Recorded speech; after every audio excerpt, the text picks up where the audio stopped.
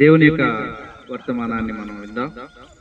దేవుడు మనకు అనుగ్రహించినటువంటి తన యొక్క మాటలు గ్రంథంలో నుంచి కొన్ని విషయాలను మనం క్లుప్తంగా ఆలోచన చేద్దాం.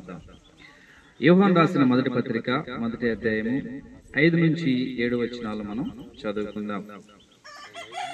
మేము ఆయన వలన విని మీకు ప్రకటించు వర్తమానమేమనగా, దేవుడు వెలుగై ఉన్నాడు, ఆయన యందు చీకటి ఎంత మాత్రమును లేదు, ఆయనతో కూడా సహవాసం కలవారమని చెప్పుకొని చీకటిలో నడిచిన ఎడల మనం అబద్ధమాడుచు సత్యమును జరిగింపకుందుము. అయితే ఆయన వెలుగులోనున్న ప్రకారము మనమును వెలుగులో నడిచిన ఎడల మనము అన్యోన్య సహవాసము గలవారమై ఉందము. అప్పుడు ఆయన కుమారుడైన యేసు రక్తము ప్రతి పాపము నుండి మనలను పవిత్రునుగా చేయును.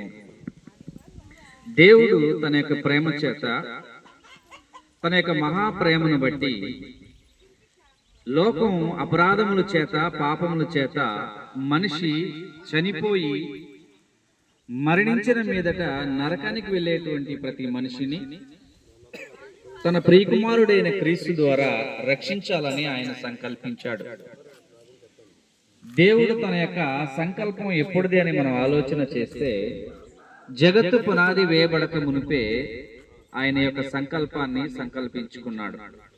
ఎందుకు జగత్తు పునాది వేయబడక మునిపే మరి క్రీస్తుని నియమించుకున్నాడు మనుషుల యొక్క రక్షణ కొరకంటే, మనల్ని దేవుడు కలిగించిన తర్వాత మనము మరలా అపరాధముల్లో మనం పడినప్పుడు, అపరాధముల చేత, పాపముల చేత మనం చనిపోయి నరకానికి వెళ్ళిపోతూ ఉన్నప్పుడు మనల్ని తిరిగి రక్షించడానికి ముందుగానే క్రీస్తు ప్రభుల వారిని దేవుడు ఏర్పాటు చేసుకున్నాడు.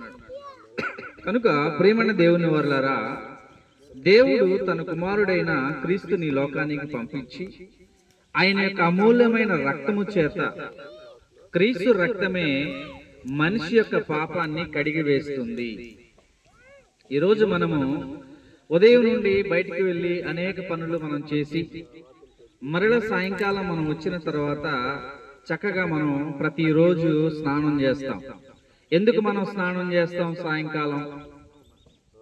ఎందుకు మనం సాయంకాలం స్నానం చేస్తాము అంటే, దినమంతా మనకి అయినటువంటి కల్మషం, అయినటువంటి మట్టి, ఈ మట్టితోనే మనం ఏం చేయలేమంటే అన్నం తినలేము, ఈ మట్టితోనే మనం పడుకోలేము. కనుక మనం ఏం చేస్తామంటే సాయంకాలం ఖచ్చితంగా మనం స్నానం అనేది చేస్తాం. ఎలాగైతే మనం స్నానాన్ని ఆచరించి మనం చక్కగా తిరిగి పడుకుంటామో, అలాగే మన యొక్క పాపాలని, మన యొక్క అపరాధాలను ఆయన ఏం చేస్తున్నాడంటే క్రీస్తు యొక్క రక్తము చేత ఆయన కడిగి వేస్తున్నాడు. ప్రపంచ మానవ జాతి యొక్క పాపాన్ని కడిగి వేయాలంటే ఏ సాధనము ఈ భూమి మీద లేదండి. మనం ఒంటిని కడుక్కోవడానికి సకల విధాలైనటువంటి సోపులు మనం వాడతాం. స్నానం చేసేటప్పుడు బాత్ సోప్స్ మనం వాడతాం. అయితే మన పాపాన్ని కడిగి వేసేటువంటి సాధనము మరి ఏ సోపులు కూడా ఈ లోకమందు లేవండి. మరి మనిషి యొక్క పాపాన్ని కడిగి వేసుకోవాలి అంటే, మనిషి యొక్క పాపం పోవాలి అంటే దానిని కడిగి వేయాలి. అది కడిగి వేసేటువంటి సాధనమే క్రీస్తు యొక్క రక్తమై ఉంది. మనం చదువుకున్నటువంటి లేఖన భాగంలో 7వ వచనంలో, అప్పుడు ఆయన కుమారుడైన యేసు రక్తము ప్రతి పాపము నుండి మనలను పవిత్రునుగా చేయును. క్రీస్తు రక్తమే మనిషి యొక్క పాపాన్ని కడిగి వేస్తుంది. ఎందుకు మనిషి పాపాన్ని ఈ లోకమందు ఉండగానే కడిగి వేసుకోవాలి? ఎందుకు మనం పాపంతోనే ఉండి చనిపోతే మనకి ఏం జరుగుతుంది? ఎందుకు మనం పాపంతోనే ఉండి చనిపోకూడదు?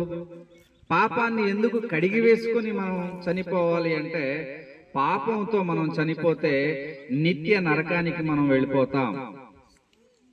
ఈ లోకంలో పుట్టినటువంటి మనము మరణించేటప్పటికి అనేక పాపాలు, అపరాధాలు మనకు అంటుకుంటాయి. మన మనిషిని కల్మషంతో నింపేస్తుంది పాపం.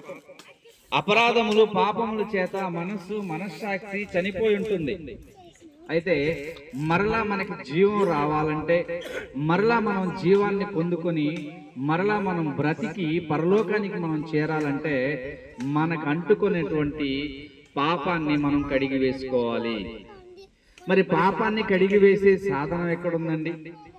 ఎవరు పాపాన్ని కడిగి వేస్తారు? శరీరానికి ఏదైనా అనారోగ్యం వస్తే మనం హాస్పిటల్కి వెళ్తాం, అంతే కదండి.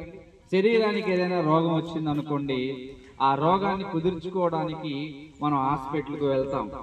అయితే ఆత్మకు వచ్చే రోగం, ఆత్మకు పట్టినటువంటి పాపం, దీనిని ఎవరు కడిగి వేస్తారు? ఏ వైద్యుడు ఉన్నాడు దీనిని కడిగి వేయడానికి? మన ఆత్మకు అంటుకున్నటువంటి పాపాన్ని కడిగి వేసే వైద్యుడు ఈ లోకంలో ఎవరు లేరండి.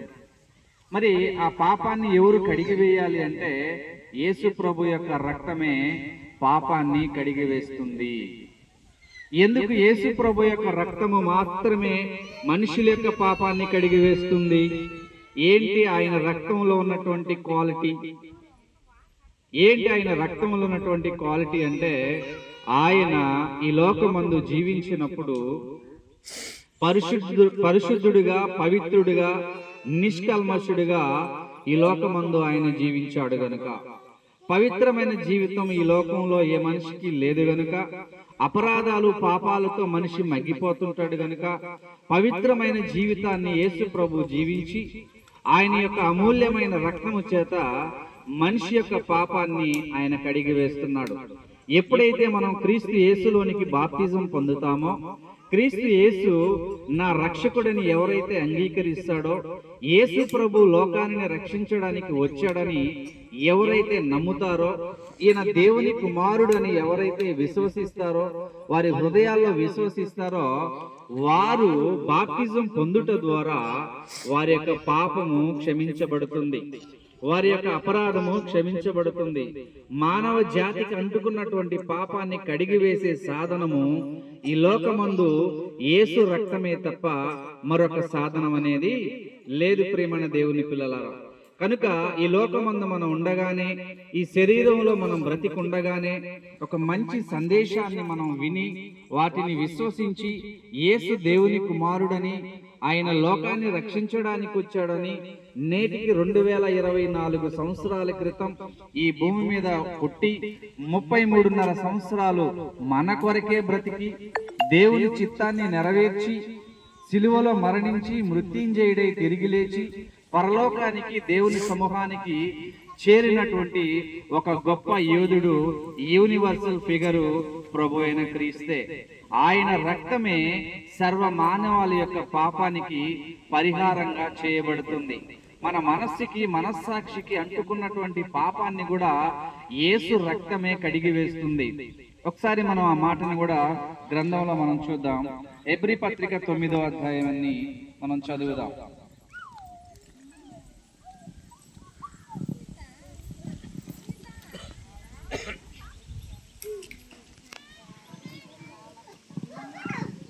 హెబ్రీ పత్రిక 9వ అధ్యాయము 14వ వచనాన్ని ఒకసారి మనం చదువుదాం.